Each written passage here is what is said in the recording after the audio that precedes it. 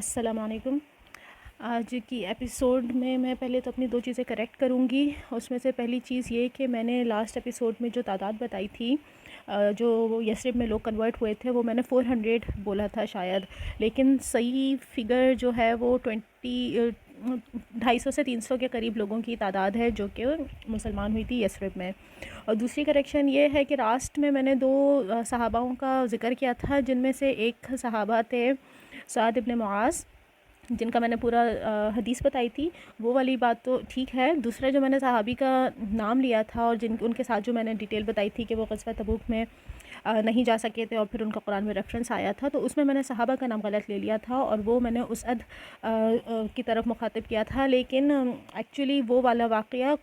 جن صحابی کے ساتھ ہوا ہے ان کا نام ہے کعب ابن مالک۔ تو کعب ابن مالک وہ صحابی تھے جو کہ غزوہ تبوک میں نہیں شرکت کر سکے تھے، اور ان کا پھر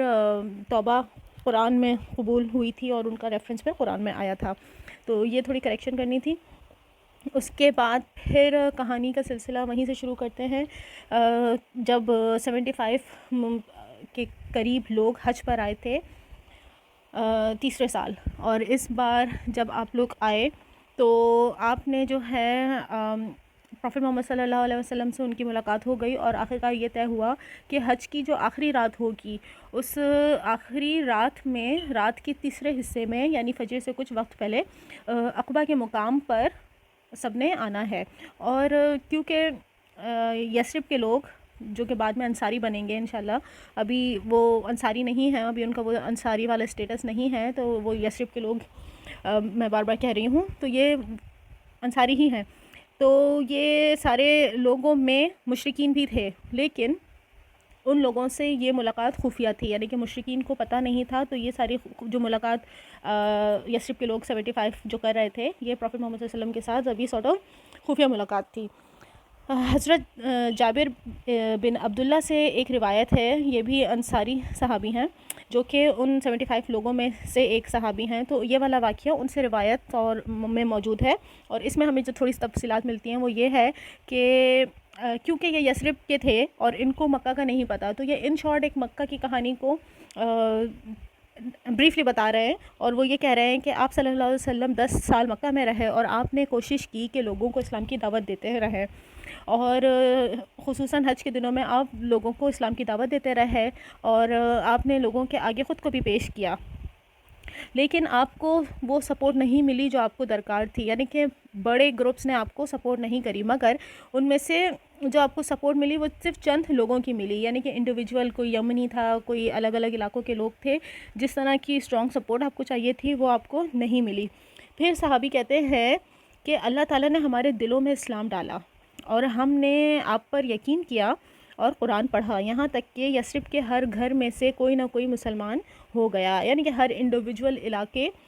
قبیلے اور اس کے سب ٹرائبز میں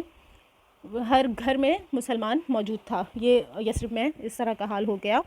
اور پھر ہم لوگ آپس میں یہی بات کرنے لگے کہ کب تک کہ پروفیٹ محمد صلی اللہ علیہ وسلم کو ہم یوں ہی پہاڑوں کے چکر لگاتے اور ٹھوکریں کھانے کے لیے چھوڑ دیں گے، اور وہ کب تک کہ اس طرح خوف زدہ رہیں گے اپنی زندگی کے لیے۔ تو وہ صحابہ کا کہنے کا مطلب یہ ہے کہ اللہ تعالیٰ نے ہمارے دلوں میں پھر اسلام ڈالا اور ہمیں یہ آئیڈیا دیا کہ آخر کب تک کہ ہم پروفیٹ محمد صلی اللہ علیہ وسلم کو اس طریقے سے اپنی زندگی کے لیے خوف زدہ ہوتا دیکھتے رہیں گے، کیوں نہ ہم ان کو جو ہے وہ آفر کریں، اور اسی طریقے سے انہوں نے پھر پروفیٹ محمد صلی اللہ علیہ وسلم کو یہ پیغام بھیجا کہ آپ ہمارے ساتھ آ جائیں۔ اس کے پیچھے ایک چھوٹا سا بیک گراؤنڈ یہ بھی ہے کہ ریسنٹلی مدینہ میں یثرب میں جنگ ہوئی تھی، ان قبیلوں کی جو جنگ ہوتی تھی اس زمانے میں، تو اس جنگ میں یثرب کے لوگ اپنے تمام لیڈرز کو کھو چکے تھے، ان کے جتنے قبیلوں کے سردار تھے وہ سب اس سول وار میں آ کے ختم ہو چکے تھے، اور اب جو یثرب میں لوگ بچے تھے وہ سب ینگ لوگ تھے، ساری نئی نسل تھی، سب فریش بلڈ اور فریش مائنڈ کے لوگ تھے،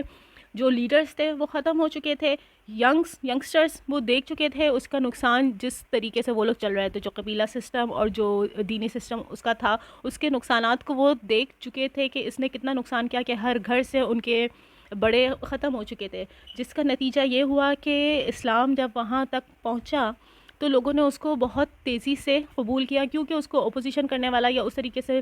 روکنے والا نہیں تھا. جس طریقے سے مکہ میں دیکھ لیں کہ قریش کے سردار ہی سب سے بڑے فساد تھے جو کہ ہر چیز میں رکاوٹیں اور مشکلات پیدا کرتے تھے, بائیکاٹ کیا, سب کچھ کیا. تو وہ والی جو سختیاں تھیں وہ یثرب میں لوگوں کو نہیں دیکھنے کو ملی.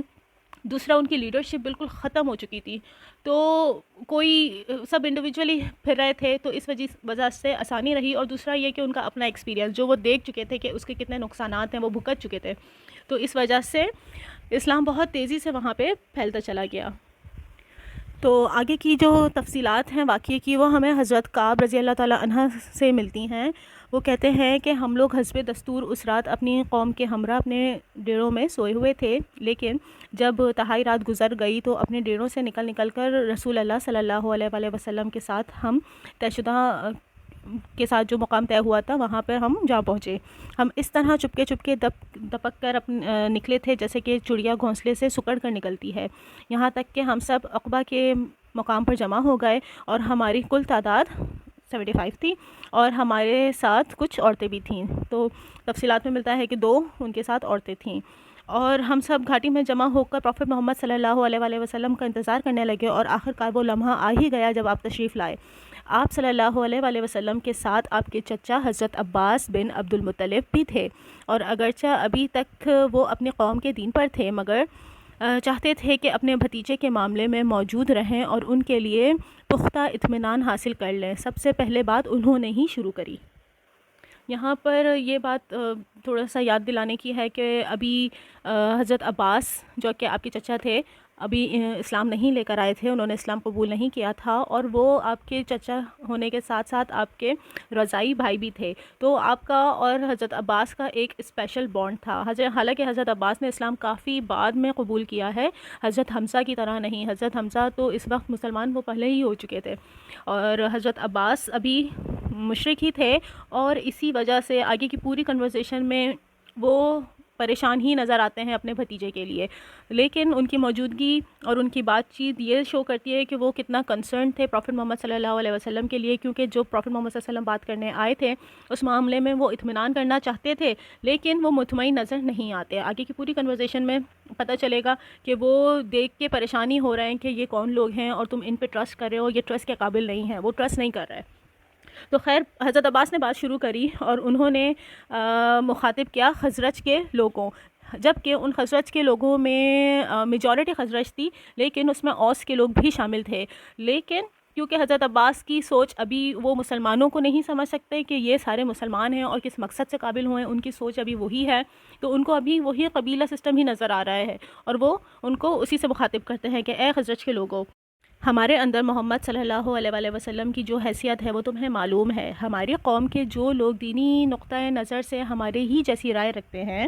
ہم نے محمد صلی اللہ علیہ وآلہ وسلم سے ان سے محفوظ رکھا ہے, اور وہ اپنی قوم اور اپنے شہر میں قوت و عزت اور طاقت و حفاظت کے اندر ہیں, مگر اب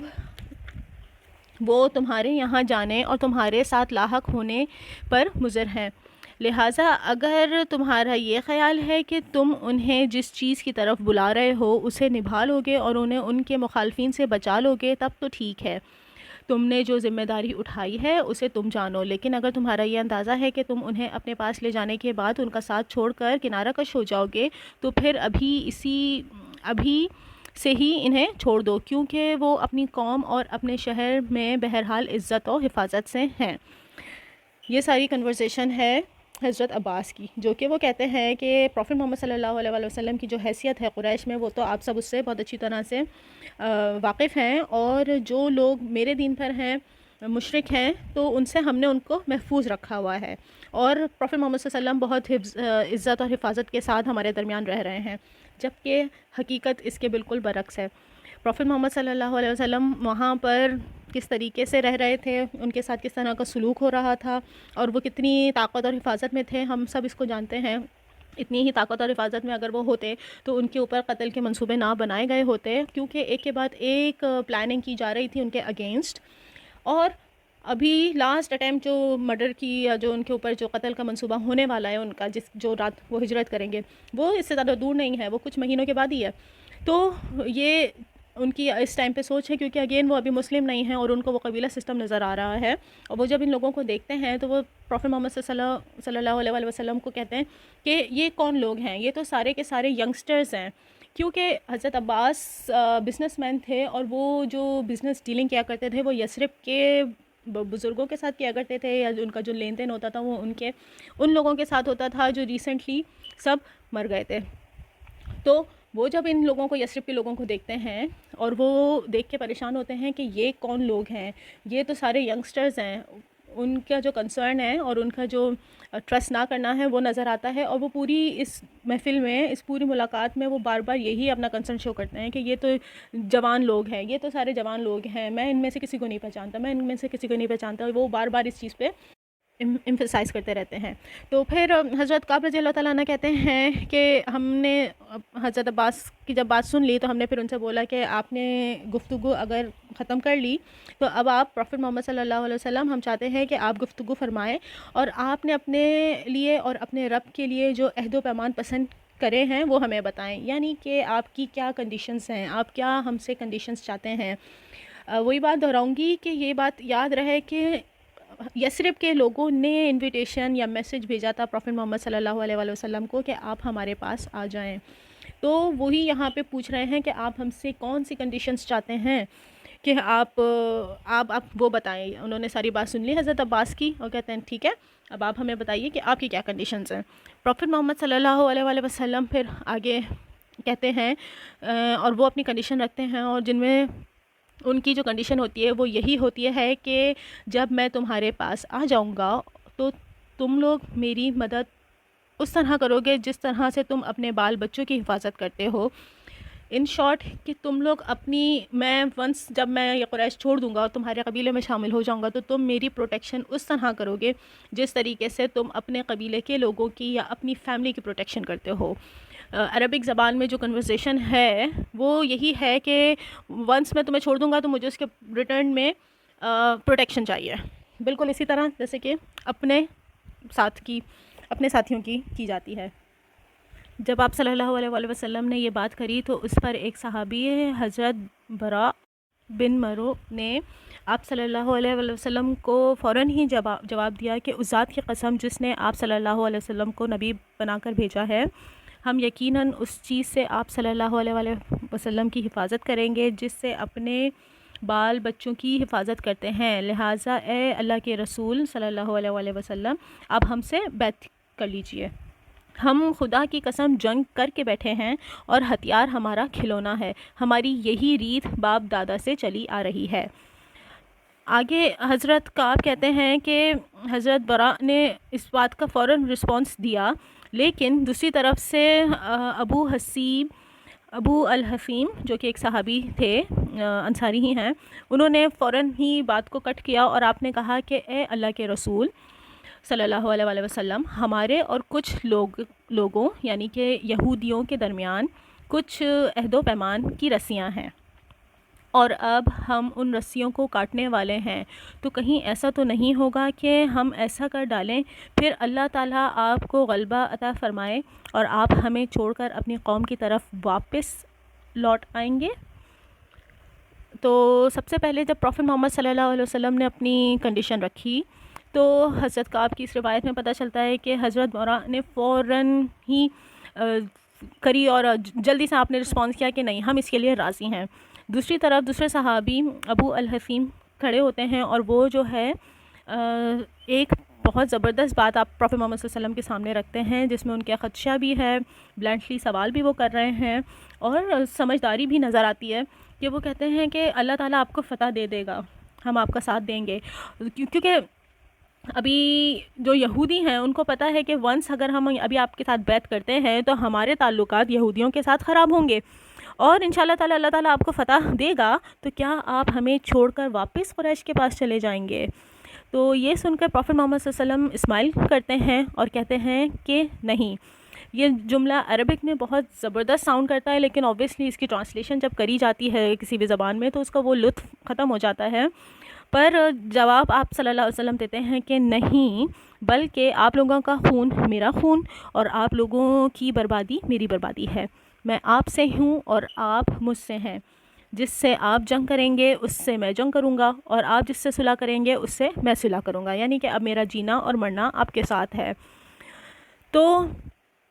یہ ایک انتہائی امپورٹنٹ ڈائلاگ ہے جو پروفٹ محمد صلی اللہ علیہ وسلم کا ان لوگوں کے ساتھ ہوا۔ اور اس کے بعد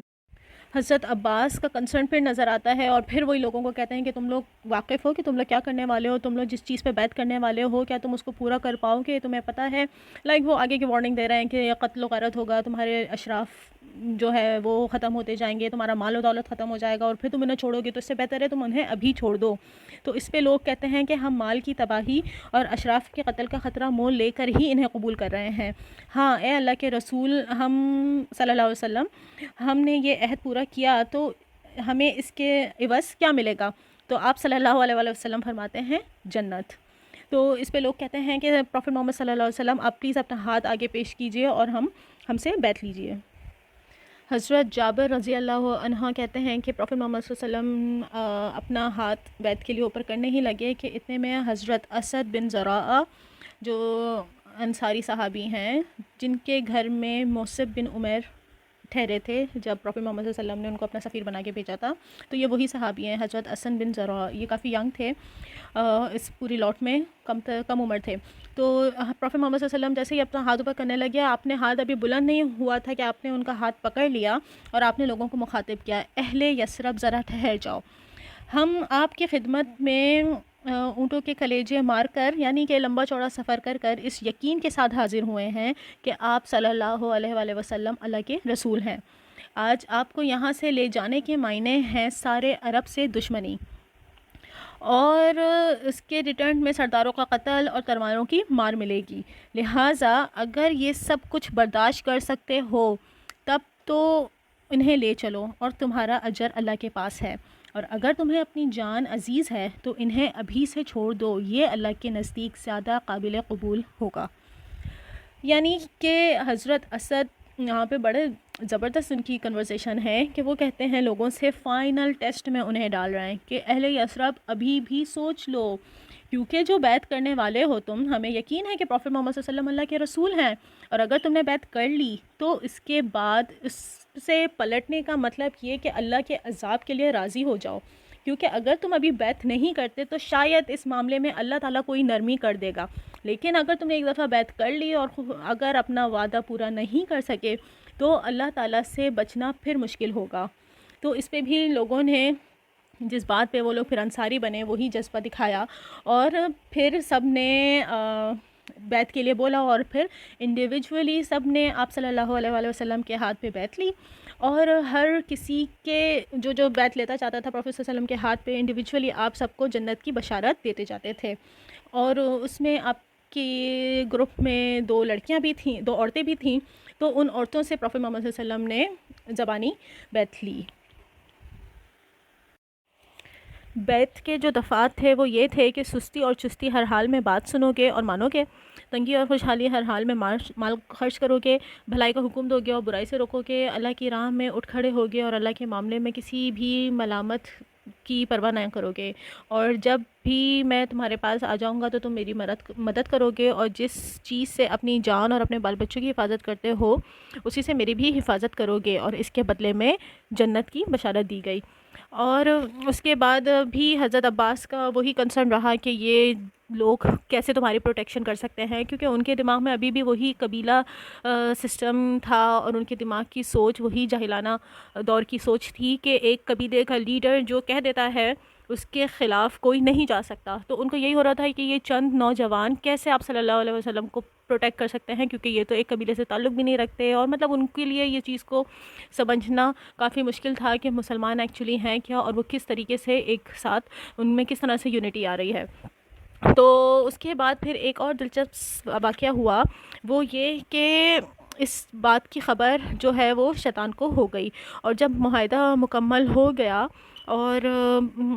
اس ٹائم پہ ایک شیطان کو اس کا پتہ چلا، اور کیونکہ یہ ساری بات بالکل رات کے اس پہر میں ہو رہی تھی جس کے بعد اب مطلب حج بھی ختم ہو چکا تھا اور کوئی موقع نہیں تھا کہ یہ بات کسی طریقے سے قریش کو پہنچائی جائے، تو اچانک سے شیطان نے کیا کیا کہ اس نے ایک گھاٹی میں جا کے اس نے ایک زوردار آواز لگائی جو کہ لوگوں نے سنی، اور وہ اس نے ایک اونچی جگہ کھڑے ہو کے نہایت بلند آواز سے لوگوں کو بولا کہ خیموں والوں دیکھو کیا ہو رہا ہے، اور پروفٹ محمد صلی اللہ علیہ وسلم کی طرف اشارہ کر کے کہ وہ بددین اس کے ساتھ اور لوگ جو ہے وہ تمہارے خلاف لڑنے کے لیے جمع ہو رہے ہیں. یعنی کہ اس نے اتنی لاؤڈلی کوئی آواز نکالی وہاں سے کہ لوگوں کو اپنے خیموں میں سنائی دی گئی. اور پھر پروفٹ محمد صلی اللہ علیہ وسلم فرماتے ہیں کہ یہ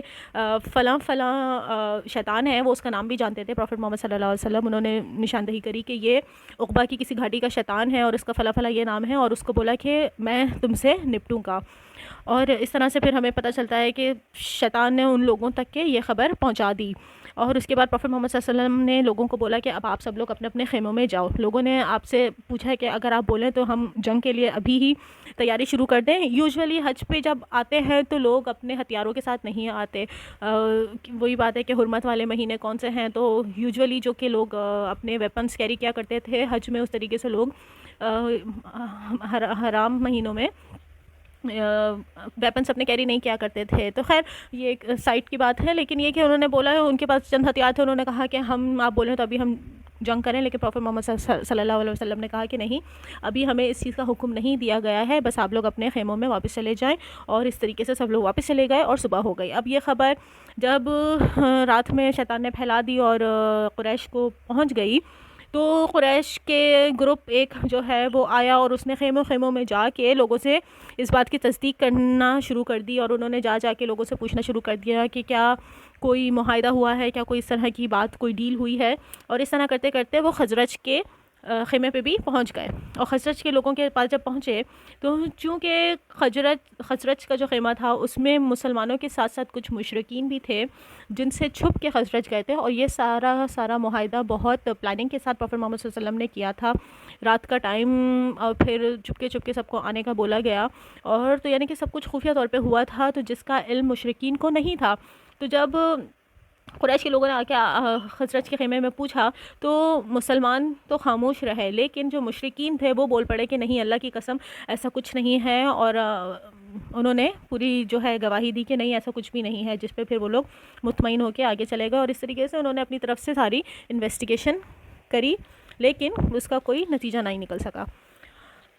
اچھا، اس کے بعد پھر اس واقعے کی کچھ چند ہائی لائٹس ہیں جس کو اب ہم تھوڑا سا دیکھیں گے کہ کس طریقے سے پروفٹ محمد صلی اللہ علیہ وسلم کو پتہ تھا کہ اللہ تعالیٰ کے وہ رسول ہیں اور اللہ تعالیٰ کی ان کے اوپر پوری پروٹیکشن ہے، مگر اس کے باوجود بھی آپ نے ہر چیز کو طریقے سے پلان کیا اور اس کے مطابق آپ نے کیا. یعنی کہ ایسا نہیں کہ اللہ کی پروٹیکشن ہے تو اس کا مطلب ہے کہ پبلکلی کھڑے ہو کے آپ ساری بات کریں. نہیں، آپ نے آدھی رات کا وقت چنا، آپ نے ایک پوائنٹ طے کیا شہر سے تھوڑا ہٹ کے، اور ساری چیزیں پلان کریں. جیسے کہ ہمیں حدیث میں ملتا ہے کہ اللہ پہ توکل کے ساتھ ساتھ پہلے ضروری ہے کہ اپنا کیمل کو باندھا جائے، اور اس کے ساتھ اللہ پہ توکل کیا جائے. اپنا کام پورا کر ہی اللہ پہ توکل کیا جائے. دوسری بڑی ہی انٹرسٹنگ چیز جو کہ ہمیں سیرہ میں ملتی ہے وہ ہے کہ کس طریقے سے مردوں کے ساتھ ساتھ عورتوں نے بھی اس بیعت میں شرکت کری. اور پروفٹ محمد صلی اللہ علیہ وسلم نے کہیں ایسا نہیں کہا کہ نہیں یہ تو بیعت عورتوں کے لیے تو ہے ہی نہیں، تو آپ لوگ واپس جائیے اپنے خیمے میں آرام کریں. نہیں، ان مردوں کے ساتھ ساتھ وہی بیعت ان عورتوں نے بھی لی. ان مردوں نے بھی بیعت جو لی تھی وہ کوئی کلمہ شہادت نہیں پڑھا تھا، بلکہ بیعت کیا تھی کہ ہم ہر حال میں آپ کی پروٹیکشن کریں گے. اور وہی بیعت پروفٹ محمد صلی اللہ علیہ وسلم نے عورتوں سے زبانی کری کہ کچھ بھی ہو ہم آپ کی پروٹیکشن کریں گے. اس میں 2 عورتیں تھیں جن میں تھیں ایک نصیبہ بنت کعب اور دوسری تھی اسماء بنت عمر. انفارچونیٹلی جس طریقے سے بے شمار ہمارے پاس صحابی ایسے ہیں جن کے بارے میں ہمیں صرف نام ہی پتہ ہے اور ان کے بارے میں اس سے زیادہ کوئی خاص ڈیٹیل نہیں پتہ، جیسے کہ حج کے موقع پہ آخری حج جو تھا اس میں کون صحابی آپ کے ساتھ گئے ہمیں نہیں پتہ. ہمارے پاس صرف فیمس صحابیوں کی ہی سٹوریز تفصیل سے ہمارے پاس موجود ہیں، لیکن بہت سارے ایسے صحابی ہیں جن کا ہمیں صرف نام پتہ چلتا ہے کچھ روایتوں سے، اور اس کے بارے میں ہمیں کچھ بھی نہیں پتہ چلتا، یا اکا دکا کوئی قصہ معلوم ہوتا ہے. اسی طریقے سے سیرہ میں ایک یہ بھی چیز کی بہت زیادہ کمی ہے کہ عورتوں کی لائف کے بارے میں بہت کم معلومات ہے. جیسے کہ اس موقع پہ جو 2 عورتیں تھیں اسما بنت عمر، ان کے بارے میں ہمیں کچھ زیادہ نہیں پتہ. معاذ ابن جبل ان کی وہ کزن تھیں، اور دوسری صحابیہ جو تھیں وہ تھیں نصیبہ بن کعب. ان کے بارے میں جو ہمیں پتہ چلتا ہے وہ یہ کہ انہوں نے اس بیعت کو کیا پروفیٹ محمد صلی اللہ علیہ وسلم، اور انہوں نے اس طریقے سے اس بیعت کو پورا بھی کیا. انہوں نے غزوہ احد میں شرکت کری، اور غزوہ احد میں 12 جگہ ان کو وہ سیویئرلی انجرڈ ہوئی تھیں غزوہ احد میں. اور اس کے بعد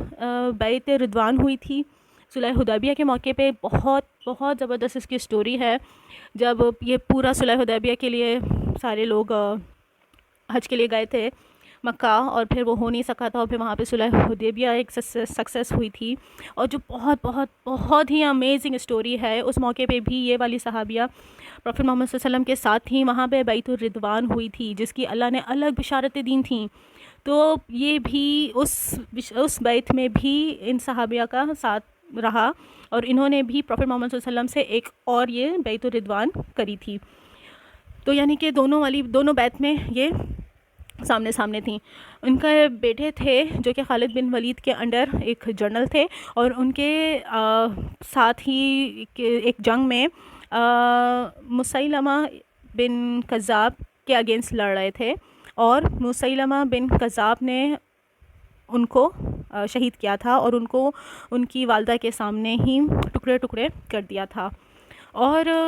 کیونکہ اب ہمارے پاس بہت زیادہ سٹوری نہیں ہے، ایک اور قصہ جو ہمیں ملتا ہے ان صحابیہ کے بارے میں وہ یہ کہ 60s میں اپنی ایج میں، جب یہ 60s میں ہوں گے، تب انہوں نے رومنز کے خلاف بھی جنگ لڑی تھی، اور تب اس میں ان کا ہاتھ کٹ گیا تھا. تو یہ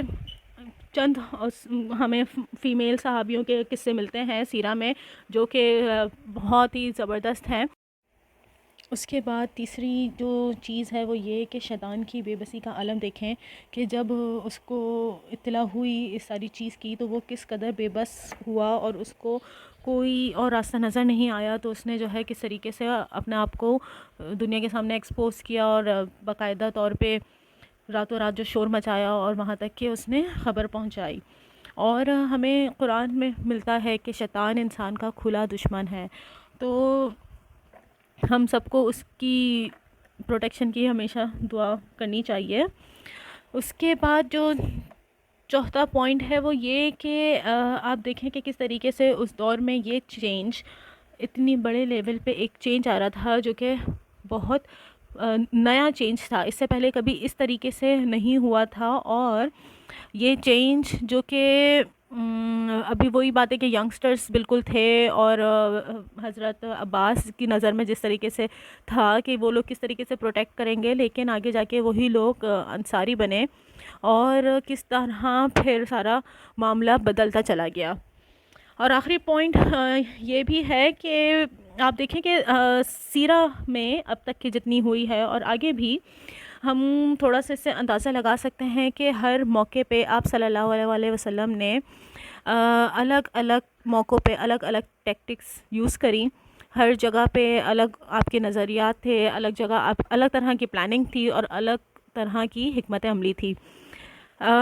جہاں پہلے بات شروع ہوئی پرائیویٹ دعویٰ سے،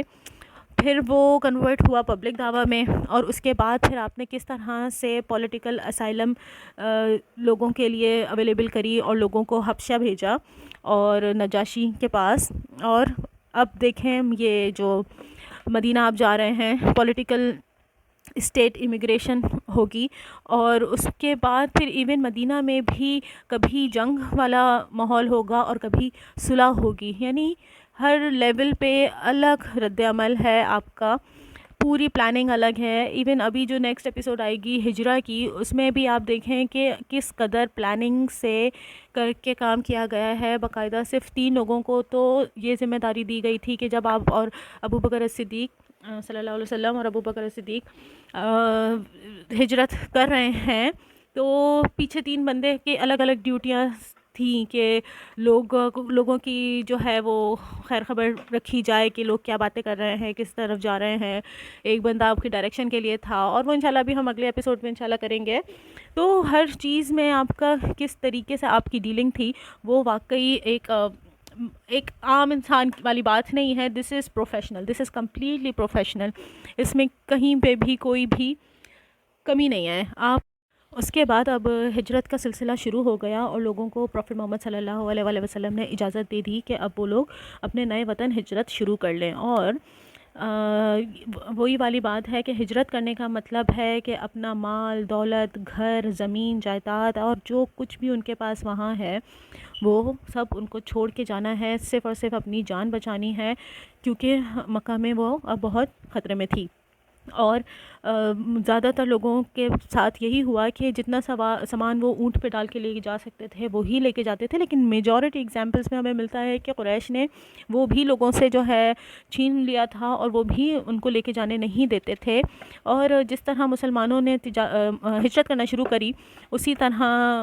دوسری طرف مشرکین نے بھی رکاوٹیں ڈالنا شروع کر دی. اور سب سے پہلے جو مہاجر تھے ان کا ابن اسحاق کے مطابق وہ تھے ابو سلمہ، ام سلمہ رضی اللہ عنہ کے ہسبینڈ ابو سلمہ. اور ابن اسحاق نے بتایا ہے کہ جب حبشہ میں، اگر آپ کو یاد ہو تو یہ گئے تھے، پہلی جب ہجرت کی گئی تھی تو یہ وہاں گئے تھے. لیکن پھر وہ جو سجدے کا سین ہوا تھا، جو کفار نے پروفٹ محمد صلی اللہ علیہ وآلہ وسلم کے پیچھے سجدہ کر لیا تھا، اور ایک خبر پھیل گئی تھی کہ سب مسلمان ہو گئے ہیں، تو اس والی خبر میں پھر جو لوگ واپس آئے تھے تو ان میں یہ بھی شامل تھے. اور پھر جب یہ آئے تھے تو یہ اس کے بعد نہیں گئے تھے، اور حضرت عثمان غنی بھی اس پہ شامل تھے، تو یہ ان میں سے ہیں. تو خیر اب جب یثرب کی طرف ہجرت ہو رہی ہے تو یہ پہلے صحابی تھے، ان کے ساتھ ان کی بیوی ام سلمہ اور ان کا ایک اولاد تھی، بیٹا. اور جب یہ لوگ، کیونکہ پہلی ہجرت تھی تو یہ چھپا کے نہیں کر رہے تھے، انہوں نے پبلکلی ہی کری. لیکن وہ یہی ہوا کہ اس کے کانسیکوینسز ایسے ہوئے کہ اس کے بعد جتنی بھی ہجرتیں لوگوں نے کریں وہ چھپ کر ہی کرنا پڑی. تو جب کفار کو پتہ چل گیا کہ آپ جو ہے وہ جا رہے ہیں تو وہ لوگ آ گئے، اور آ کے انہوں نے حضرت ابو سلمہ کو بولا کہ ام سلمہ جو ہیں وہ تو قریشی تھیں، تو ان کے قریش نے ان کو روک لیا اور ان کو بولا کہ تمہیں اگر جانا ہے تو جاؤ، لیکن چونکہ ام سلمہ ہماری ہیں تو ہم ان کو الاؤ نہیں کریں گے. اور جس کی وجہ سے ان کی یعنی کہ ام سلمہ اور ان کے بچے کو روک لیا، اور ابو سلمہ کو اکیلے ہی پھر ہجرت کرنی پڑی. جب اس بات کی خبر ابو سلمہ کے قبیلے کو ہوئی تو ان کے اندر بھی یہی چیز کا جوش پیدا ہو گیا، اور انہوں نے آ کے اپنے ابو سلمہ کے جو بیٹے تھے ان کو کلیم کیا کہ بھائی وہ ہمارا خون ہے، تو آپ ہمیں جو ہے وہ اس کا دے دیں. تو وہ باقاعدہ طور پہ فساد ہوا، اور خیر وہ پھر ام سلمہ نے بولا کہ بھائی اس کو جانے دو، تو پھر انہوں نے ان کو اس بچے کو ان کے حوالے کر دیا. اور پھر ام سلمہ کا حال یہ تھا کہ وہ اپنے شوہر کی روانگی اور اپنے بچے سے محرومی کے بعد روزانہ صبح اسی جگہ پہ، مطلب وہ شہر کے باہر یہ حادثہ ہوا تھا، تو روز اس جگہ پہ چلی جایا کرتی تھیں اور شام تک وہیں پہ رہتی تھیں، روتی رہتی تھیں. اور یہ ان کا روز کا تھا معمول کہ وہ روز اس طرح کرتی تھیں. آخرکار ان کے قبیلے کے کسی شخص کو ان کے اوپر رحم آ گیا، اور اس نے آ کے لوگوں سے بولا کہ یار تم اس عورت کو اب جانے دو رضی اللہ عنہ. اور ان کو بولا کہ اب آپ ان کو جانے دیجئے، اور مطلب کب تک کہ وہ بیچاری اس طریقے سے کرتی رہے گی، اس کو اس کے شوہر اور اس کے بیٹے سے جدا کر کے رکھا ہوا ہے، اس کو واپس جانے دیں. اور اس طریقے سے خیر پھر ام سلمہ نے اپنے بیٹے کو وہ جو دوسرا قبیلہ تھا ان لوگوں سے واپس لیا، اور پھر مدینہ پیدل چل پڑی. آپ سوچیں کہ 500 کلومیٹر کا سفر پیدل بس وہ اپنے ہسبینڈ کے پاس چل پڑیں. اب وہ جب وہاں پہ پہنچی ہیں، تنعیم ایک مقام ہے جہاں پہ آج کے دور میں مسجد عائشہ ہے، وہ وہاں پہنچی ہیں، تو وہاں پہ ان کو ایک صحابی جو کہ اس وقت مسلمان نہیں تھے، مشرک تھے، عثمان ابن ابی طلحہ ان کو وہ وہاں پہ ملے. تو حضرت ام سلمہ سے ہی روایت ہے، وہ ملتی ہیں، وہ کہتی ہیں کہ انہوں نے جب دیکھا تو ان کو ہوا، اوبیسلی اس ٹائم پہ ام سلمہ ینگ وومن تھیں، اور اس طرح نہیں، کیونکہ جب پروفٹ محمد صلی اللہ علیہ وآلہ وسلم سے شادی ہوئی تب ان کی ایج ڈیفینیٹلی زیادہ تھی، لیکن اس دور میں وہ ینگ تھیں. اور آپ کہتی ہیں کہ میں نے اتنا پریز کرتی ہیں ابھی طلحہ کو، عثمان ابی طلحہ کو، کہ شریف آدمی تھے کہ انہوں نے مجھے وہاں تک کے چھوڑا، اور جب بھی انہوں نے اپنی اونٹنی ان کو دے دی ام سلمہ کو، اور ان کو جب بھی رکنے کی جب ضرورت ہوتی تھی تو وہ بس اونٹ کو نیچے کر دیا کرتے تھے اور خود آگے چلے جایا کرتے تھے، اور اس طریقے سے انہوں نے پورا سفر پیدل کیا، ام سلمہ کو اپنا اونٹ دے دیا، اور اس طرح کر کے جب وہ مدینہ تک پہنچے اور ان کو جب تھوڑا سا آبادی نظر آئی تو انہوں نے اس طرف اشارہ کر کے بولا کہ تمہارا شوہر اس بستی میں ہے، اور اب آپ وہاں چلی جائیں اور اللہ تعالیٰ آپ کو برکت دے۔ اور اس ٹائم پہ وہ مسلمان نہیں تھے، لیکن اللہ تعالیٰ نے بھی دیکھیں انہی لوگوں کو کنورژن کا موقع دیا جو کہ ایک کچھ ڈگنیٹی تھی، جن کی کریکٹرز حد سے گرے ہوئے نہیں تھے، جیسے کہ ابو جہل یا ابو میہ، جو پرسنالٹیز تھیں جو حد سے گر کے کام کیا کرتے تھے۔ تو آخر کار انہوں نے عثمان ابی طلحہ نے اسلام قبول کیا تھا فتح مکہ سے کچھ عرصے پہلے، اور عثمان ابی طلحہ وہ صحابی ہیں جن کو پروفٹ محمد صلی اللہ علیہ وسلم نے جب خانہ کعبہ کی جو سارے معاملات کی تقسیم ہو رہی تھی کہ کھانے کا ذمہ داری کون لے گا اور وہ ساری چیزیں جب ہو رہی تھیں، تو انہوں نے خانہ کعبہ کی چابی عثمان ابن ابی طلحہ کو دی تھی، اور وہ دن ہے، اور اس بارے میں ایکچولی قرآن کی آیت آئی تھی کہ جس کی امانت ہے آپ اس کو دے دیں، تو اس میں پھر یہ ریفرنس یہ والے صحابی پر ہے، اور تب سے لے کے آج تک اس ہی خاندان کے پاس خانہ کعبہ کی چابی کا سلسلہ جو چلا آ رہا ہے پروفٹ محمد صلی اللہ علیہ وآلہ وسلم سے، وہ آج تک ہے۔ ایک اور صحابی کے بارے میں ان کی ہجرت کا واقعہ ملتا ہے، وہ ہیں حضرت صہیب۔ یہ غلام ہوا کرتے تھے ایک زمانے میں، لیکن کیونکہ تھوڑا سا یہ بھی ایک دستور ہوتا تھا کہ آپ کسی کے ساتھ کچھ ڈیل کر لیں کہ ہاں ہم آپ کا اتنا اتنا کام کریں گے تو وہ فری ہو جایا کرتے تھے، تو ان کا بھی کچھ اسی طرح کی کہانی تھی کہ انہوں نے اپنی مدت پوری کر کے اور پھر یہ آزاد ہو گئے تھے، اور اس کے بعد پھر یہ باقاعدہ بزنس مین ہو گئے تھے اور ان کے پاس کافی مال تھا۔ جب انہوں نے ہجرت کری تو قریش والوں نے آ کے ان کو بھی روکا، اور پھر انہوں نے یہی بولا کہ مطلب کہ تم یہ جو بھی تمہارے پاس مال ہے یہ تمہارا نہیں ہے، تم تو غلام تھے اور یہ سارا ہمارا مال ہے۔ تو انہوں نے کہا کہ ٹھیک ہے، اگر میں تم لوگ کو اپنا سارا مال دے دوں تو تم کیا مجھے جانے دو گے؟ تو انہوں نے جو ہے آخرکار اپنا مال پورا ان کو قریش والوں کو دے دیا، اور قریش نے ان کو جانے دیا، اور آپ نے پوری ہجرت بغیر اونٹ کے پیدل کری، اور حضرت صہیب کا اس ساری جو سیکریفائس تھا اس کا جب پروفٹ محمد صلی اللہ علیہ وآلہ وسلم کو پتہ چلا تو آپ نے فرمایا کہ صہیب نے نفع اٹھایا۔ اس کے بعد پھر ایک اور جو ہجرت کا واقعہ ملتا ہے وہ ہے حضرت عمر بن خطاب رضی اللہ عنہ، اور ان کے ساتھ دو ساتھی تھے، عیاش بن ابی ربیہ اور ہشام۔ تو حضرت عمر فاروق نے ان دونوں کے ساتھ مل کے پلان کیا تھا کہ فلاں جگہ صبح اکٹھے ہوئیں گے مدینہ کے باہر، اور پھر وہاں سے مکہ کے باہر، اور پھر وہاں سے مدینہ کی طرف ہجرت کریں گے۔ تو ہوا یہ کہ حضرت عمر فاروق اور ان دو صحابیوں میں سے ایک صحابی عیاش